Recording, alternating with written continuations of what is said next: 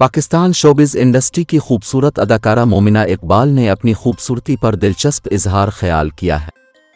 एक निजी T show में अदाकारा मोमिना इकबाल बतौर मेहमान शरीक हुईं, जहां उन्होंने इंडस्ट्री और ज़ाती ज़िंदगी के हवाले से मुख्तलिफ पहलुओं पर गुफ्तगू की।